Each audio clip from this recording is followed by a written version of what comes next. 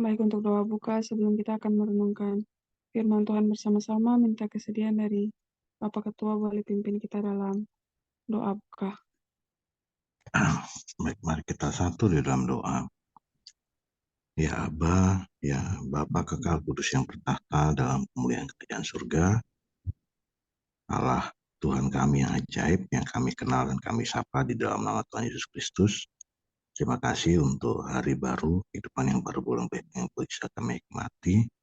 Terima kasih masih ada kesempatan baik kami untuk mengagungkan, memuliakan nama-Mu, dan kami disiapkan mendengar berita firman Tuhan pagi ini sebagai makanan rohani di pagi hari bagi kami semuanya. Dan kami boleh akan menerima pekabaran tentang sahabat yang indah di istana surga yang akan senantiasa setia, menemani, menolong, menopang, menghibur kami. Dan kami boleh bersyukur untuk pekabaran yang akan kami dengar. Siapkan hati dan pikiran kami menerima berkat firman Tuhan pagi ini dengan hati yang penuh rasa syukur dan sukacita. Biarkan hati kami sedikit berkonsentrasi untuk menerima berkat-Mu, dan kami boleh bertumbuh, berbuah, dan menjadi berkat bagi orang lain, membuat nama-Mu diagungkan, dimuliakan di sepanjang satu hari ini. Terima kasih Bapa untuk kesempatan yang indah ada di hadirat Tuhan, dan siapkan sekali lagi kami menerima berkat firman-Mu pagi ini di dalam nama Tuhan Yesus Kristus, firman yang hidup. Kami rindu menerima dan menyambut firman-Mu dengan rasa syukur dan sukacita. Haleluya. Amin. Haleluya, amin, puji Tuhan. Terima kasih buat Bapak Ketua. Baik Bapak Ibu dan sahabat orang muda, perenungan kita terambil dari buku perenungan Yesus Nama di Atas Segala Nama.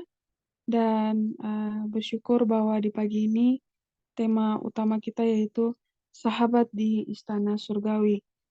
Di dalam Roma 5, Bapak Ibu dan sahabat orang muda boleh membuka di sana, yang mana perenungan kita tema besarnya kalau di dalam Alkitab mengenai Adam dan juga Yesus. Baik Bapak Ibu dan sahabat orang muda, Roma 5 ayat yang ke-19 berfirman, jadi sama seperti oleh ketidaktaatan satu orang, semua orang telah menjadi orang berdosa. Demikian pula oleh ketaatan satu orang, semua orang menjadi orang benar. Terpujilah Allah dan Bapa Tuhan kita Yesus Kristus, yang menurut rahmat-Nya yang melimpah, telah melahirkan kita kembali kepada pengharapan yang hidup melalui kebangkitan Yesus Kristus dari antara orang mati. Apakah ada alasan mengapa pengharapan yang penuh semangat ini tidak memberi kita kepercayaan diri dan sukacita yang besar pada saat ini, seperti yang diberikan kepada para murid di gereja mula-mula? Kristus tidak selamanya tinggal di makam baru Yusuf.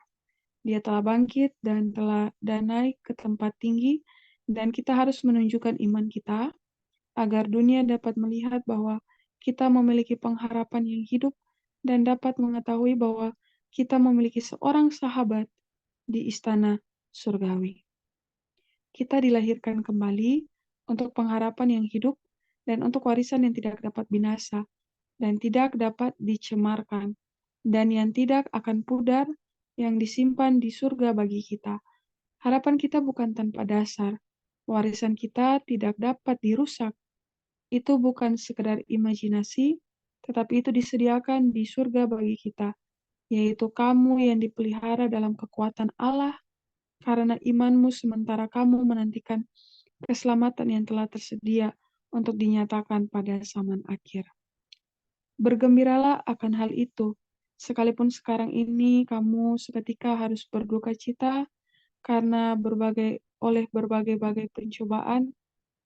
Maksud semuanya itu ialah untuk membuktikan kemurnian imanmu yang lebih jauh tinggi nilainya daripada emas yang fana, yang diuji kemurniannya dengan api sehingga kamu memperoleh puji-pujian dan kemuliaan dan kehormatan pada hari Yesus Kristus menyatakan dirinya. Di saat pencobaan kita tampaknya melupakan fakta bahwa Tuhan menguji kita agar iman kita dapat teruji dan ke depan menjadi pujian dan kehormatan dan kemuliaan pada saat kedatangan Yesus. Tuhan menempatkan kita pada posisi yang berbeda-beda untuk mengembangkan kita. Jika kita memiliki cacat karakter yang tidak kita sadari, Dia mendisiplin kita supaya kita mengetahui akan cacat kita, sehingga kita dapat mengatasinya. Pemeliharaannya lah yang membawa kita ke dalam berbagai keadaan. Di setiap posisi baru, kita menjumpai kelas pencobaan yang berbeda. Berapa kali ketika kita ditempatkan dalam situasi yang sulit, kita berpikir ini adalah kesalahan yang luar biasa. Betapa saya berharap saya tetap tinggal di tempat saya sebelumnya. Tetapi, mengapa Anda tidak puas? Apa yang harus Anda lakukan ketika Anda diuji oleh Tuhan? Anda harus menghadapi keadaan darurat ini dan mengatasi cacat karakter Anda. Renungkan lebih dalam. Warisan yang tidak dapat binasa apakah yang menunggu saya di surga? Amin, puji Tuhan untuk perenungan kita. Dipersilakan kepada Bapak Ketua untuk memandu kita dalam perenungan.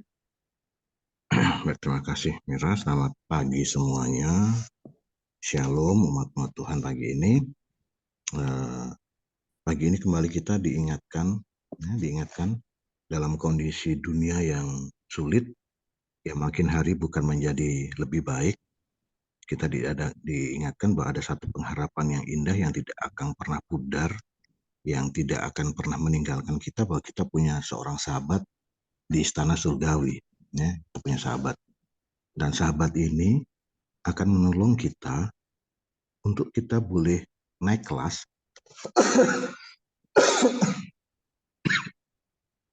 Kalau boleh saya katakan demikian, naik kelas dari segi pemahaman dan pengenalan akan Tuhan Yesus, dari segi tadi memperbaiki cacat karakter yang kita miliki, Tuhan akan menolong kita. Ya. Apakah kita sekarang ada dalam ketidakpuasan hidup, sama seperti cacat karakter yang kita miliki, kita sekarang mau instan, ya, mau diberkati, sehingga kemudian dunia tawarkan itu, dunia tawarkan berkat. Mulai tadi mungkin ya saya tidak menyalahkan yang orang merasa diberkati dengan trading, karena ada satu jemaat juga yang mengarahkan pengurus jemaatnya mengarahkan semua anggota jemaatnya ikut trading, dan kebetulan jemaat itu sukses dengan mendasarkan pengelolaan keuangan jemaatnya dengan trading, gitu kan. Tetapi tidak sedikit juga umat-umat Tuhan yang akhirnya mengalami kolaps dari sisi keuangan karena mengikuti trading dimaksud. Kenapa melakukan itu? Karena kadang kita mau instan, mau cepat kaya, mau cepat seakan-akan mau cepat diberkati. Tetapi sekali lagi Tuhan rindu kita boleh menikmati berkat itu, karena Tuhan Yesus berkata, kita akan makan dengan jerih lelah kita. Kita akan makan kalau kita berkeringat, kita bekerja. Dan sekarang dunia menawarkan kemudahan, yaitu untuk mendapatkan uang dengan bermain bermain game, bermain slot yang tinggal duduk saja satu hari, nanti satu hari bisa dapat bisa 250.000, 500.000 dalam satu hari, bahkan ada satu hari bisa dapat 4 juta, 5 juta. Kedengarannya menyenangkan. Tetapi Tuhan tidak inginkan hidup kita seperti itu. Itulah penipuan-penipuan setan, dan kadang saudara akan memilih sahabat seperti apa.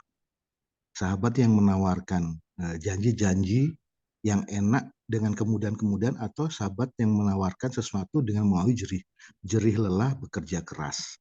Kita pasti akan senang mendengar sahabat yang menawarkan hal-hal indah dengan kemudahan-kemudahan yang ada. Tetapi Yesus kita tidak seperti itu. Yesus kita menawarkan, tadi ada dikutip satu kutipan yang ini diambil dalam kitab 1 Petrus, ya.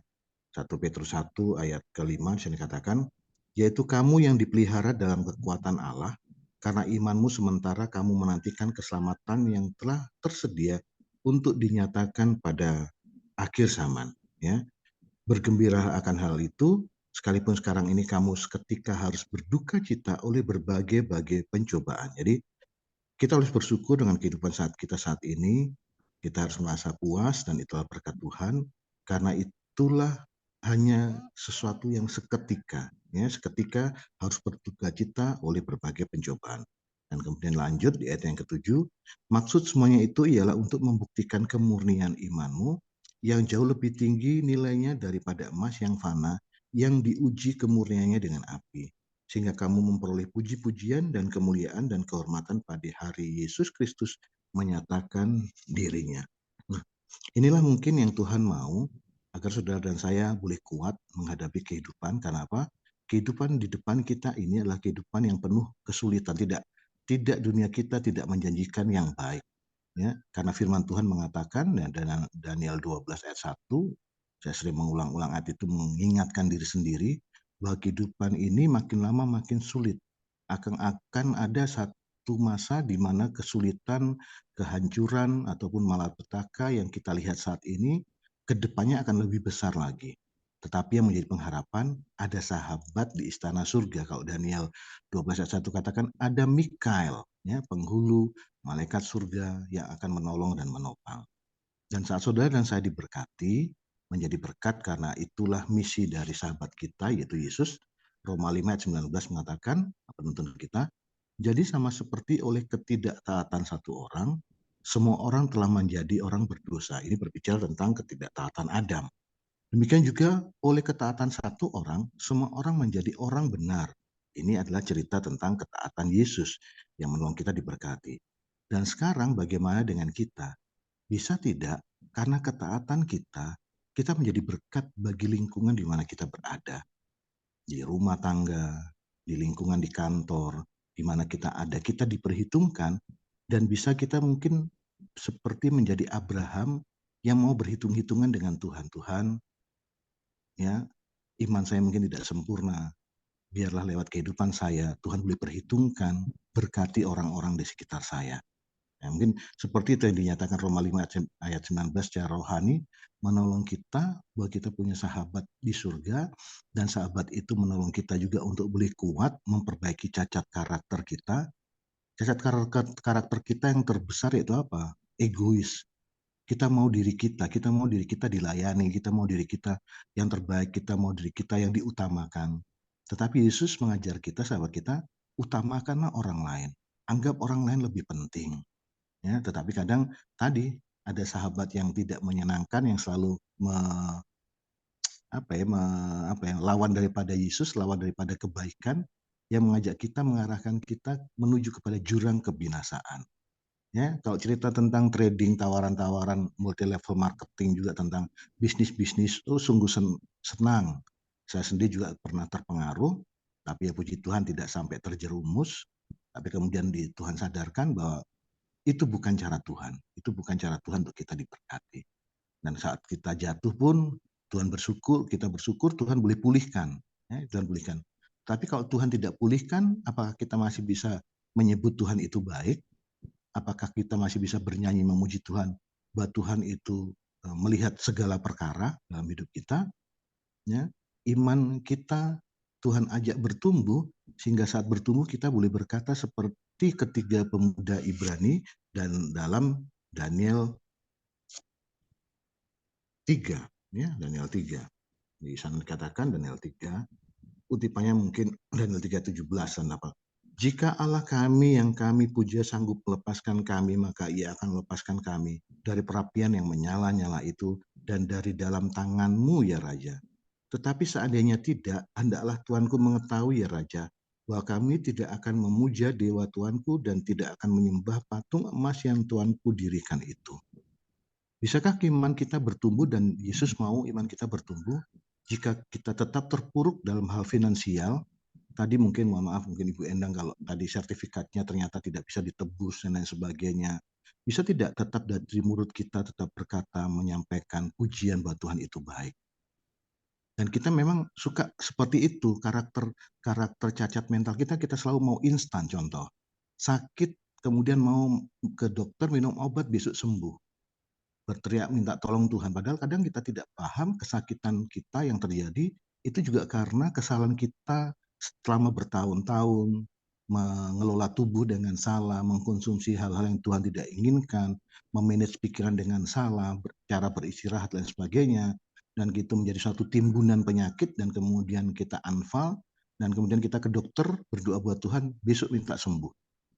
Nah, itulah kadang cacat karakter kita yang harus pahami.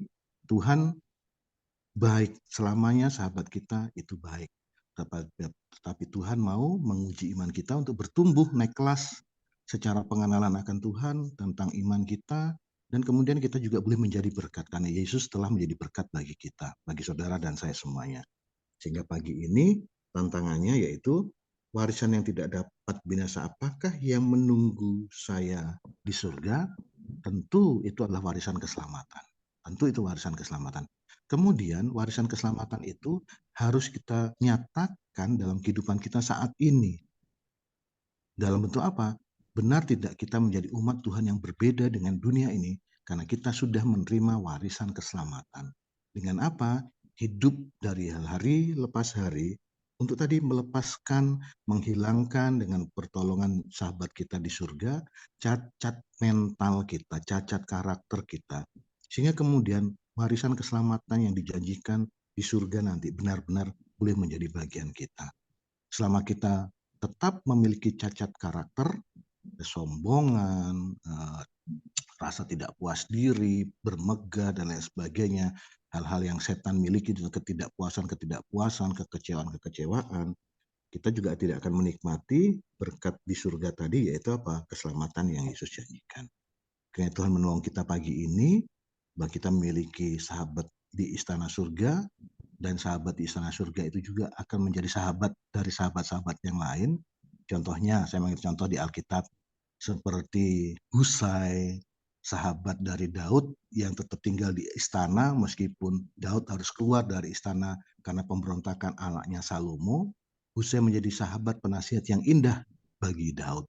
Ada juga sahabat yang mungkin sedikit melupakan seperti cerita Yusuf, yaitu juru minuman Fir'aun. Juru minuman Fir'aun telah menjadi sahabat Yusuf di penjara, diterangkan mimpinya, tetapi kemudian melupakan. Tapi pada saat tertentu dia mengingat Yusuf dan kemudian memberikan rekomendasi yang indah kepada Fir'aun tentang Yusuf. Bahwa ada seorang pemuda Ibrani di penjara demikian. Dan kita pun juga harus boleh menjadi sahabat yang indah juga bagi orang-orang di sekitar kita, merekomendasikan mereka dalam doa-doa kita bawa kepada Tuhan, sehingga kemudian kalimat dalam Roma 5 ayat 19 itu menjadi bagian kita. Sebab karena ketaatan satu orang, semua orang menjadi orang benar. Ya, karena ketaatan kita, karena kita memperbaiki cacat karakter kita boleh menjadi berkat bagi keluarga kita, bagi anak-anak kita, bagi suami, istri kita, kolega kita, rekan-rekan kita di lingkungan, kita boleh menjadi berkat.